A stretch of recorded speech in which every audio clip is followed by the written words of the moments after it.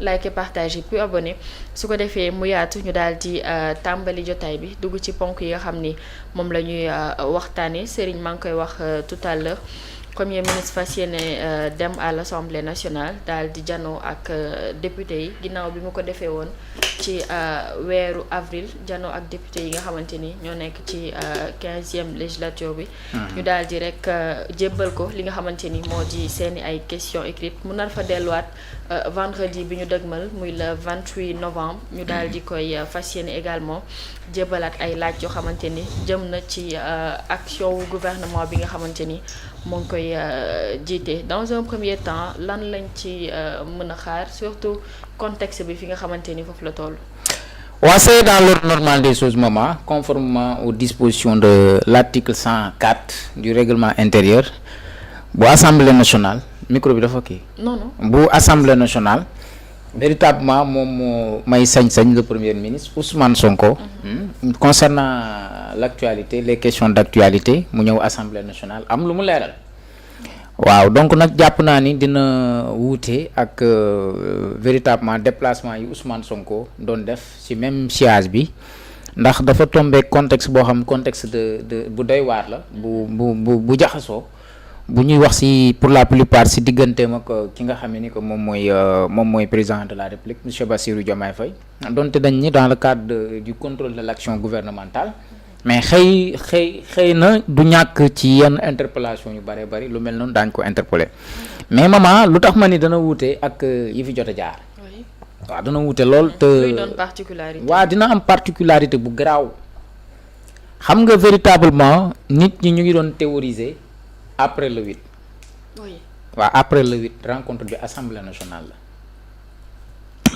après le 8 lu Ousmane Sonko le 8 la defoon ndajem ba fële terra bi. waaw après le 8 mooy assemblée nationale. le 28 bi incha allahu rabbi. luñ ci mën a déggee après le 8. waaw bañ yegg ca. da nga jàpp ni foofu la mbir yi nar a gën a bëree dayo wala. Ousmane ba fa lay non seulement fa lay ëppee dayo waaye lu waay mës a dégg foofu nga koy déggee ci bés boobu.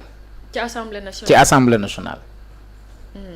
waaw pour man jëm ci gouvernement. waaw pour man c'est une rencontre stratégique. pour man véritablement après le 8 bi ñu doon wax. le 28 la incha allahu rabbi. waaw te question d'actualité la. waaw Ousmane Sonko dana waxaat de. ba ñëw ci li xew ni. dama ne dana waxaat lu garaaw laa la wax dana waxaat. Sonko lii muy def nii yëpp c'est stratégique. waaw c'est stratégique. te nag nee naa la day contexte bi daf ci am lu mu ci joué du hasard ci contexte bu doy nii ñu ni premier ministre day ñëw assemblée nationale day tontu les questions d'actualité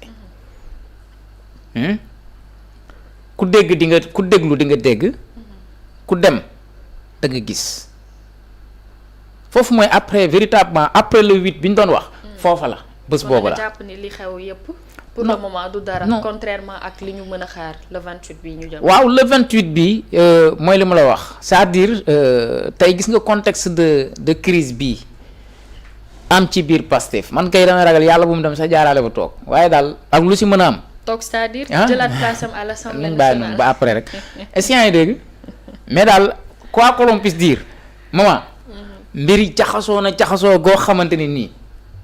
lijjanti ko moom du yomb te nag ma xamal la benn affaire Sonko moom ku parewul moom pare na moom. pare na pour. waaw pare na nag wax dëgg yàlla pour jàmmaarloog li ñu koy teg. waaw.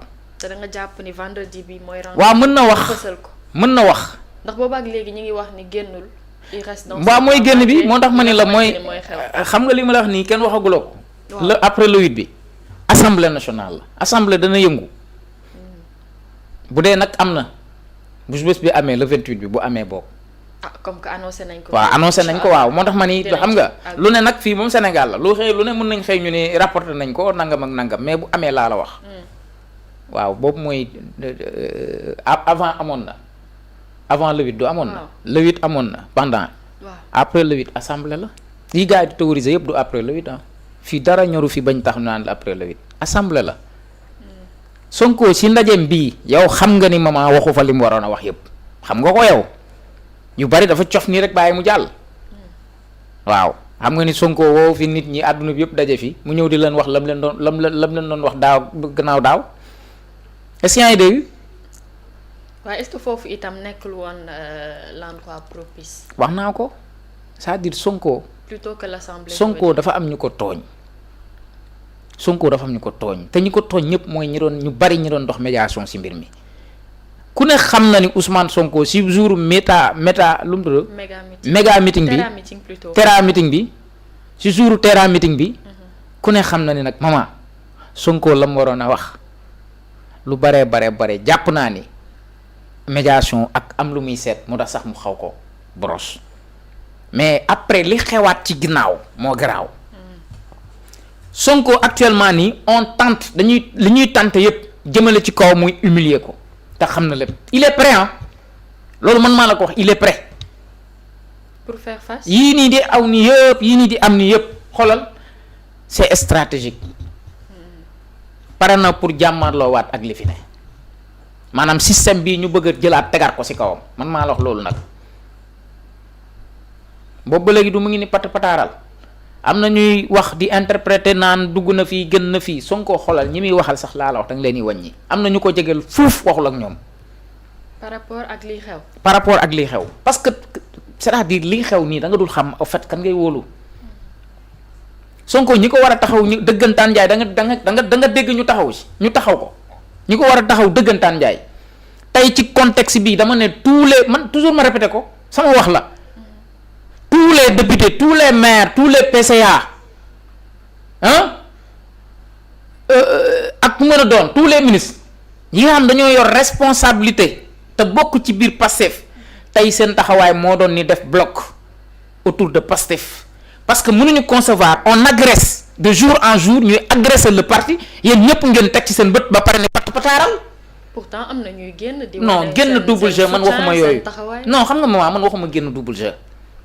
am na ñoo xam dañuy ëf ci kaw di mat ci suuf loolu moom lu leer la dañuy ëf ci kaw di mat ci suuf moo tax seen bind yi ñu ci baree bari nag laa du ñëpp am na ñoom seen bind yi amul ku mu convaincre Sonko ñun ñëpp moo ñu gën a xam li xew déplacement bi du ma ci ñëw di nga ci dugg am na ñoo xam jege nañ ko loolu waxu seeg ñoom sax au fait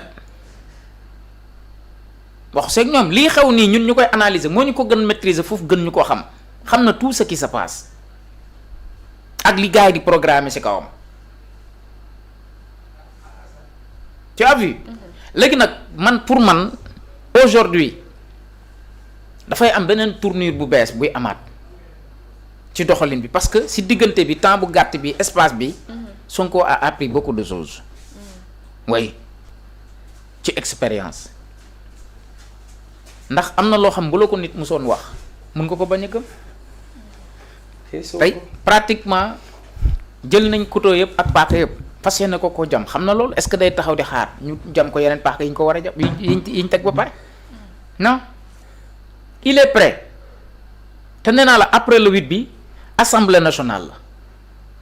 kon da nga jàpp ni. après le 8 bi assemblée nationale par rapport ak li xew moo waral moo war a daje ak député yi. dana tombe n'est-ce pas ci question d'actualité lañ wax. bien sûr Sonko mënul dem assemblée nationale di ñuy omettre cette actualité là mënta ne. pour man tribune la pour dem la ñu jotul woon a yeggali fële mottali ko fii parce que daf la annoncé woon après le 8 bi yi gars yi di théoriser yëpp c'était pas l'après le 8 le véritable après le 8 je pense que ce serait à l'Assemblée nationale dina am tribune la mu bëggoon a waxaat yëpp ak expérience bi mu dundaat après le méga Terra meeting bii li ci xew yëpp il va aborder ces questions-là parce que dinañ ko ci interpeller il y aura certainement des députés qui vont l'interpréter des députés même de même camp que lui parce que mooy doon sa première communication officielle surtout nag ci actualité bi am. est-ce que c'est l'endroit propice? mais c'est pas actualité du actualité. bien sûr waaw mais c'est une actualité et ça concerne le fonctionnement. mais par rapport ak ñu war a fësal peut-être li nga xamante ni mooy les actions gouvernementales je veux dire. waaw mais xam nga dañ koy laaj li ñu wax ci action gouvernementale mais aujourd'hui le constat est que tey ñi incarner les plus hautes institutions de notre pays ces personnages là tey dañu am ay jafe-jafe et loolu dafay affecter le fonctionnement du gouvernement ça affecte léegi nag à l'Assemblée nationale loola interrogation yooyu mënu fa ñàkk et que aujourd'hui tout le monde ñëpp dañu bëgg a comprendre véritablement ce qui se passe. Il y a beaucoup d'interprétations, trop d'interprétations par rapport à ce sujet-là, mais pour man Assemblée nationale ci contexte bi woote bi c'est stratégique pour man. waaw du doon moom rek mooy teew dina ànd ak. ñi mu war a àndal gouvernement ñi mu war a àndal. ñooñu aussi tey lan moo war a doon seen taxawaay par rapport ak li ngay wax. bon je ne sais pas. parce que ak l'actualité. parce que Sonko moom xam nga ko moom ku ko interpellé moom dana la tontu moom waaw pour man tribune la beneen tribune la rek. waaw beneen tribune la pour parce que Sonko mooy li ma la wax pare na nag ça signifie beaucoup de choses ah. mën nañ ci xaar lu bari. waaw lu bari mën nañ ci xaar déplacement bi nag nee naa la bëgguma si dugg mais yii yëpp boo xoolee si même jamono ji ak même contexte bi am na lu muy mandargaal. waaw dinaa ñëw ci déplacement bi tout à l'heure Cheikh Oumar dab ngañ ci jotaay bi ma bàyyi la nga ñëw internet yi. di nuyu